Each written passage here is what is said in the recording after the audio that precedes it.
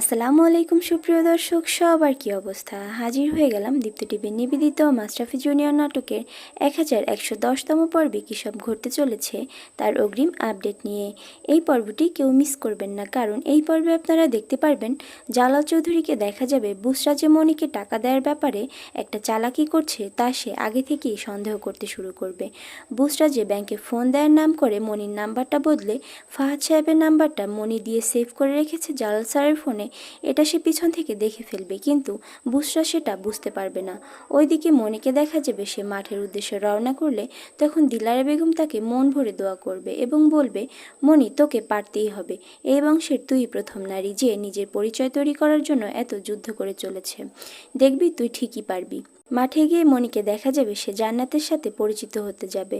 জান্নাতকে দেখে মনি খুব ভালোভাবেই তার সাথে কুশল বিনিময় করতে থাকবে, কিন্তু জান্নাতকে দেখা যাবে সে প্রথম থেকেই মনিকে বন্ধু নয় বরং প্রতিদ্বন্দ্বী হিসাবেই দেখবে। তখন মনি জান্নাতকে বলবে, তোমার ব্যাপারে যা শুনলাম এবং তোমার খেলা দেখে যা বুঝলাম তাতে তুমি অনেক দূর যাবে জান্নাত। একথা শুনে জান্নাতকে দেখা যাবে তার মায়ের বলা কথাগুলো তার মনে পড়ে যাবে। তখন জান্নাত মনিকে বলবে, যতই ভালো খেলি না কেন আজকের ম্যাচে আমাকে অনেক ভালো খেলতে হবে। কথা বলেই সে মনিকে এড়িয়ে ওখান থেকে চলে যাবে এবং ম্যাচে মনির থেকেও ভালো খেলার জন্য মানসিকভাবে প্রিপারেশন নিতে থাকবে।